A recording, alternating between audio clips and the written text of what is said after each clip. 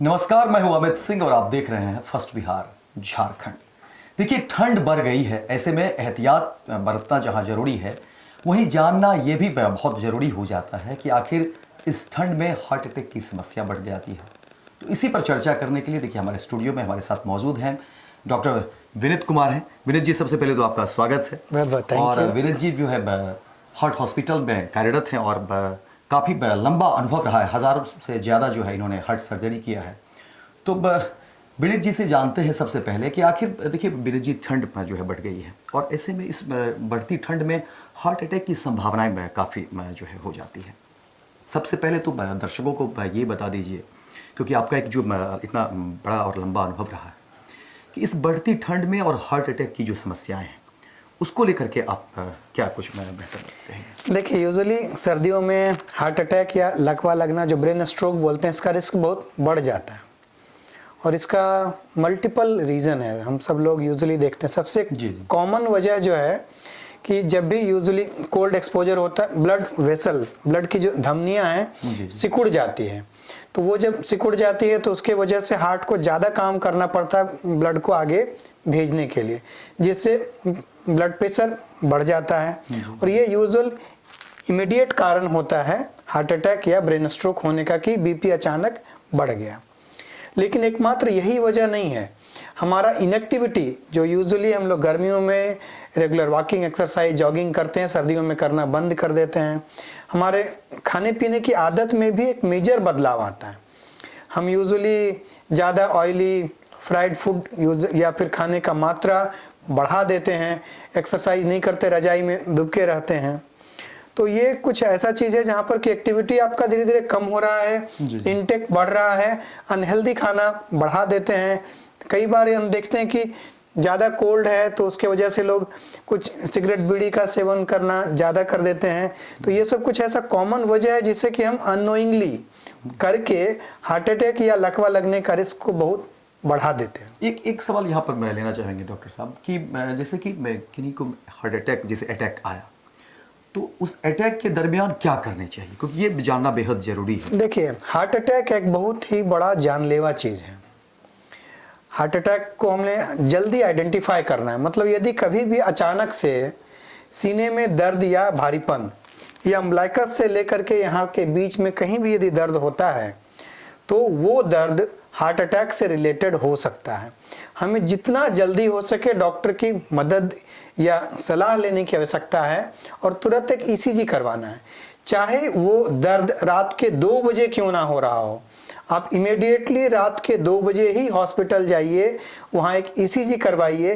क्योंकि यदि ये हार्ट अटैक है और हम इग्नोर कर दिए तो ऐसे में ये जानलेवा हो जाएगा। सवेरे तक हो सकता है कि हमारा हार्ट इतना वीक हो जाए कि हम उस नली को खोल भी दें तो कोई खास फायदा नहीं मिलता। दूसरा, एक बहुत कॉमन चीज़ जो लोग करते हैं, यदि इधर कहीं दर्द हुआ तो गैस का दर्द होगा, कोई गोली खा के सो गए, इग्नोर कर रहे हैं। ऐसा ना करें। यदि वो दर्द सीने के ऊपर है तो निश्चित रूप से अपने डॉक्टर की सलाह लें, एक ईसीजी करवाएं। स्पेशली जिस दर्द में अचानक तेज दर्द या भारीपन के साथ स्वेटिंग हो, उल्टी होने लगे, घबराहट महसूस हो या सांस लेने में दिक्कत हो या धड़कन बहुत तेज लगने लगे, तो ये सब कुछ एसोसिएटेड लक्षण है जो ये बताता है कि शायद ये हार्ट अटैक हो सकता है। ये समस्या गैस की नहीं है। एक सवाल अमूमन में आता है, देखिए मैं हार्ट ब्लॉक की बातें होती हैं, लोग कहते हैं कि हार्ट में ब्लॉक, ये हार्ट ब्लॉक क्या है, इसको थोड़ा सा अगर मैं विस्तार में से थोड़ी बता दें। देखिए, हार्ट में जैसे हार्ट पूरे शरीर को ब्लड देता है, जी। हार्ट को अपने जिंदा रहने के लिए भी ब्लड की आवश्यकता पड़ती है। तो हार्ट को ब्लड देने के लिए 3 आर्टरी होती है जो लगातार कंटिन्यूअस हार्ट को ब्लड सप्लाई करता रहता है, जिसकी मदद से न्यूट्रिएंट और ऑक्सीजन हार्ट को मिलता रहता है। हार्ट जब से जन्म लिए तब से मरने तक लगातार चलते रहने वाला ऑर्गन है, वो कभी रेस्ट नहीं करता। हार्ट के रुक जाने को ही डेथ कहते हैं। तो मतलब समझिए, ये इतना वाइटल ऑर्गन है जो कभी 1 सेकंड के लिए भी रेस्ट नहीं करता है। तो उसको ऑक्सीजन और न्यूट्रिएंट जो उस आर्टरी से मिल रहा है वो कंटिन्यूअस मिलते रहना बड़ा आवश्यक है। यदि उस नली में जो हार्ट को ब्लड सप्लाई कर रहा है उस नली में ब्लॉकेज हो जाता है तो हम लोग बोलते हैं हार्ट ब्लॉक हो गया। और यदि उस नली का सप्लाई 100% ब्लॉक हो जाए तो उसी को हार्ट अटैक बोलते हैं। अब जो हम उपचार की बात कर रहे थे, यदि ईसीजी और सिम्टम्स ऐसा लगा कि ये हार्ट अटैक है तो हम लोग एंजियोग्राफी करते हैं। एंजियोग्राफी में ये देखते हैं कि ब्लॉकेज है कहाँ पे और दूसरा कितना ब्लॉकेज है। ये जस्ट एक जांच है। अच्छा। जांच में यदि हम लोग जो वो जांच प्रक्रिया है उसको एंजियोग्राफी नाम देते हैं। और यदि कोई नली ब्लॉक है तो जितना जल्दी उस नली को ओपन कर दें ताकि नीचे ब्लड या ऑक्सीजन का जाना शुरू हो जाए, तो जो नीचे का एरिया जो उस नली से या आर्टरी से सप्लाई हो रहा था या जो जिस हिस्से को वो नली ऑक्सीजन दे रहा था वो हिस्सा में डैमेज होना रुक जाता है। तो जितना जल्दी नली खोलते हैं हार्ट का डैमेज उतना मिनिमम होता है और हम हार्ट को उतना सेव कर पाते हैं। हर एक मिनट बहुत कीमती होता है। अगर थोड़ा लेट हो गया तो कई बार जान जा सकता है। यदि जान बच भी गई तो हार्ट इतना कमजोर हो जाता है कि शायद उस आदमी के लिए जीना बड़ा दुर्लभ मुश्किल हो जाता है। ये एंजियोग्राफी की जो बात बता रहे हैं, तो एंजियोग्राफी के बाद जब मान के चलिए ठीक है जो पेशेंट है उन्होंने एंजियोग्राफी करा लिया, उसके बाद क्या कोई सावधानी बरतना है या फिर क्या इसको? देखिए, एंजियोग्राफी तो हुआ हम केवल जांच कर लिए, देखे कहाँ कहाँ पे ब्लॉकेज है, तो ये जांच एंजियोग्राफी कहलाया। अच्छा। यदि ब्लॉकेज एक जगह या दो जगह रहा तो हम लोग उसको स्टेंट लगा के बिना ऑपरेशन के बिना चीड़ फाड़ के एक वायर के थ्रू जाते हैं, बलून से उसे ओपन करते हैं और एक स्टेंट लगा देते हैं जिससे कि वो फिर से दोबारा जल्दी से बंद ना हो जाए। अच्छा। तो ये जो प्रक्रिया एंजियोप्लास्टी कहलाता है। अच्छा। लेकिन कई बार ऐसा होता है कि इतना ज्यादा ब्लॉकेज है, हार्ट की मुख्य नली के अलावा तीनों नली में ब्लॉकेज हो गया। अच्छा। तो उस हालात में हम कई बार एंजियोप्लास्टी नहीं कर पाते हैं, तो वैसे हालत में हम बाईपास ऑपरेशन करवाने का सलाह देते हैं। अच्छा। जिसमें सीने को खोल करके उस नली को बाईपास करके दूसरा नली जोड़ा जाता है। तो हार्ट के ब्लॉकेज का यही दो मुख्यतः उपचार है, या तो एंजियोप्लास्टी या बाईपास सर्जरी। अच्छा। अब यदि एंजियोप्लास्टी हम लोग किए, एंजियोप्लास्टी जब भी करते हैं तो ये नॉन इन्वेसिव है, मरीज को बेहोश नहीं करना पड़ता, मरीज होश में रहता, हम उससे बातचीत करते रहते हैं, बीटिंग हार्ट रहता, हार्ट लगातार चलता रहता है। हम एक वायर के थ्रू हार्ट के अंदर जाके अपना सारा प्रोसेस कंप्लीट कर लेते हैं। उसके बाद सबसे ज्यादा सावधानी ये है कि हमें दवा कंटिन्यूअस खाना है और अपने डॉक्टर के लगातार संपर्क में रहना है। वजह कि जो नली ऊपर वाले ने बना के दिया था, स्टेंट लगा के हम उसे उससे अच्छा नहीं बना सकते, ये समझना सबसे जरूरी है। तो जब ऊपर वाले के बनाया हुआ बेस्ट नली में ब्लॉकेज आ गया तो ये स्टेंट लगा नली में भी ब्लॉकेज आ सकता है, ये समझें तो शायद हम अपने सावधानी को कम नहीं करेंगे। और सावधानी में सबसे जरूरी होता है दवा कंटिन्यूअस खाना। दवा छोड़ने से स्टेंट के बंद होने का बहुत ज्यादा रिस्क हो जाता है। और उसके अलावा दूसरा स्थान आता है लाइफस्टाइल का, जो हम लोग बातचीत करते हैं। डेली वॉकिंग करना है, खान पान के ऊपर थोड़ा ध्यान देना है, ज्यादा ऑयली खाना या बाहर का खाने से बचने की आवश्यकता होता है, बाहरी खाने से बचना। बिल्कुल। एक और सवाल में इसमें है कि जैसे हार्ट वाल्व है या ब्लॉक उसको कहते हैं, इसको लेकर के क्या कुछ है कि किस तरह से? देखिए, हार्ट के अंदर हम लोग देखें तो अलग अलग उसमें कंपार्टमेंट चैम्बर्स होते हैं। तो ब्लड एक ही डायरेक्शन में बहे उसके लिए ऊपर वाले ने हार्ट के एक कंपार्टमेंट से दूसरे कंपार्टमेंट के लिए दरवाजा सा लगाया, जिसे हम लोग वॉल्व कहते हैं। अच्छा। और वो वॉल्व ब्लड को एक डायरेक्शन में तो जाने देता है, लेकिन वापस आने से रोकता है, जिसके वजह से ब्लड एक ही डायरेक्शन में लगातार बहता है। अच्छा। इस वॉल्व में दो तरह की समस्या आ जाती है। जो उसका दरवाजा है एक कंपार्टमेंट से दूसरे कंपार्टमेंट में जाने वाला, उसमें या तो वो दरवाजा कई बार जाम हो जाता है, मतलब जब ओपन होना चाहिए था तो वो प्रॉपरली ओपन नहीं होता, वो बंद ही रह जाता है, जिससे ब्लड मेरा एक कंपार्टमेंट से दूसरे कंपार्टमेंट में जाने में दिक्कत आती है।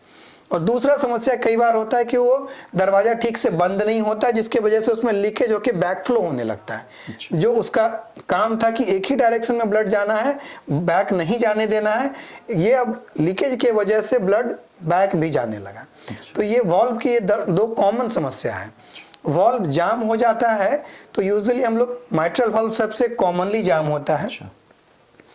इसमें मेरे पास दो विकल्प होता है। यदि वॉल्व ठीक है, शुरुआती अवस्था में है, तो हम लोग एक बलून के थ्रू जाके वॉल्व को वापस से ओपन कर देते हैं।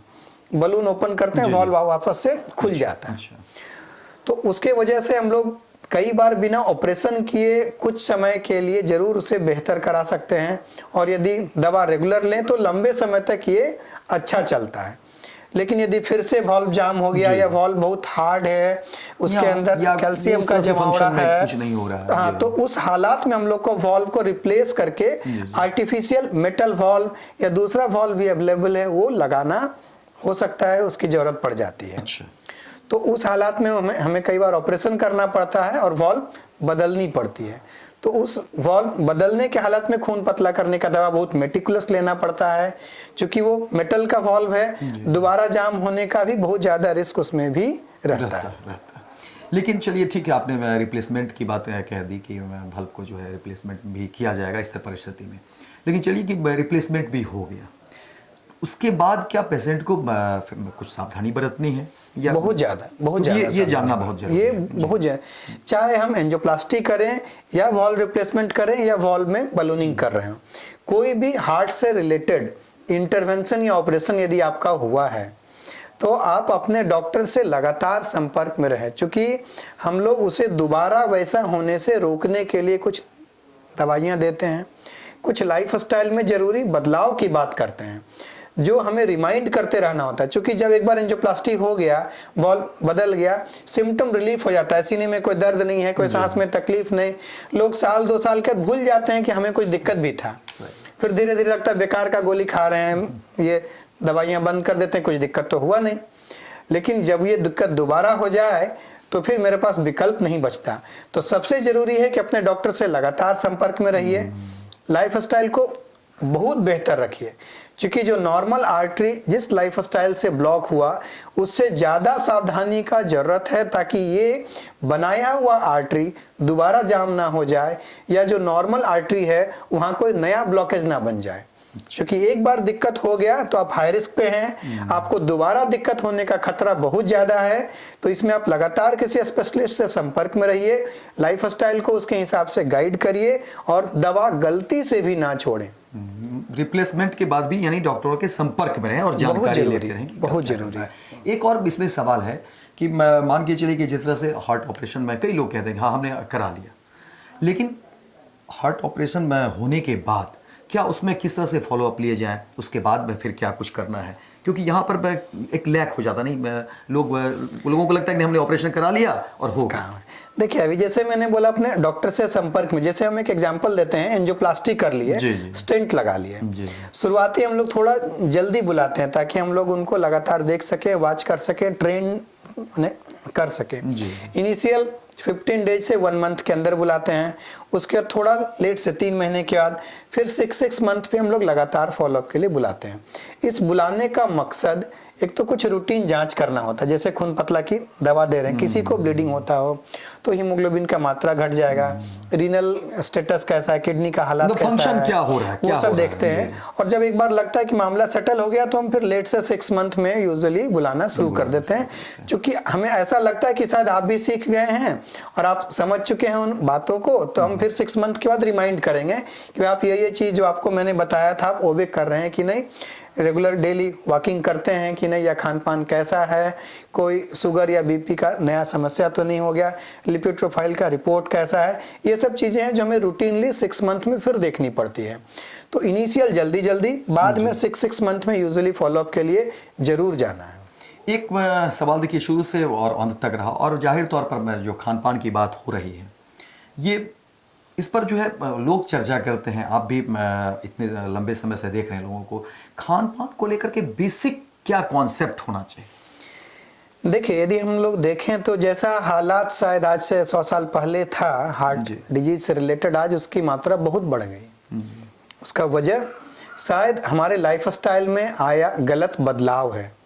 जैसे अर्बनाइजेशन हुआ, जैसे हमारा परचेजिंग कैपेसिटी बढ़ता चला गया, हम यूजुअली स्विगी जोमेटो या जहाँ से भी हो पैक्ड फूड का कंजम्पशन ज़्यादा करने लगे।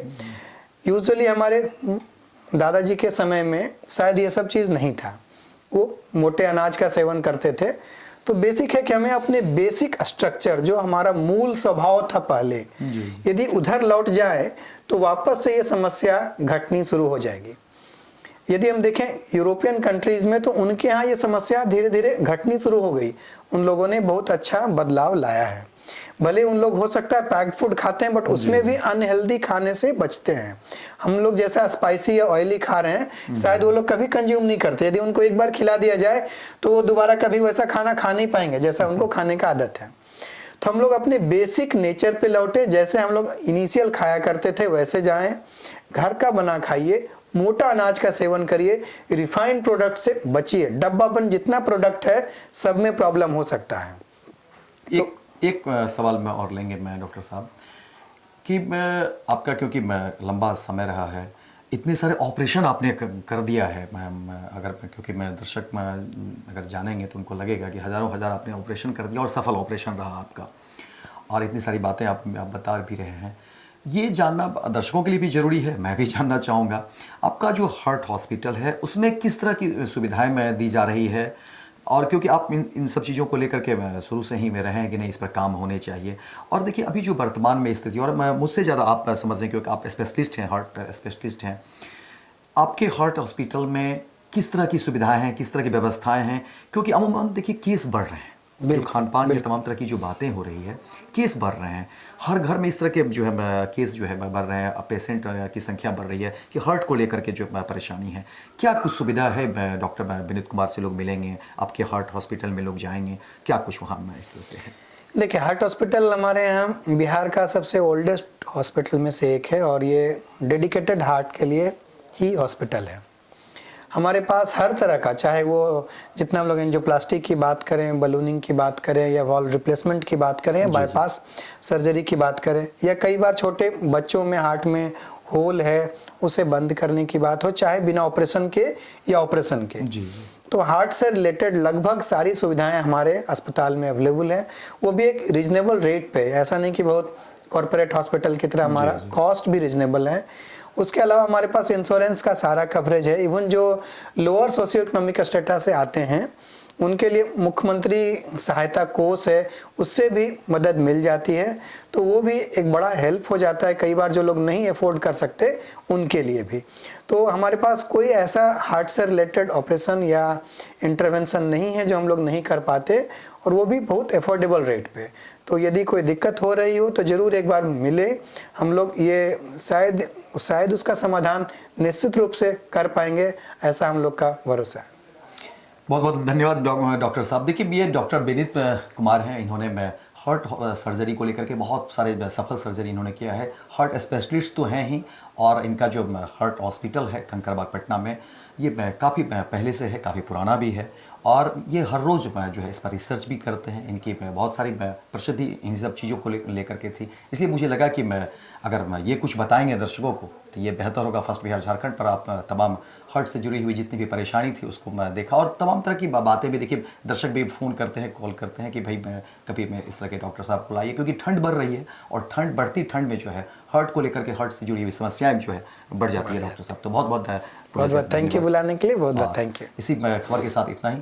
फर्स्ट बिहार झारखंड देखते रहिए। 26 वर्षों में 17,000 से अधिक डॉक्टर बना चुका बिहार एवं झारखंड के छात्रों एवं अभिभावकों के बीच सर्वाधिक विश्वसनीय एवं लोकप्रिय संस्थान गोल, नेशंस लीडिंग इंस्टीट्यूट। हमारा विश्वास गोल के साथ।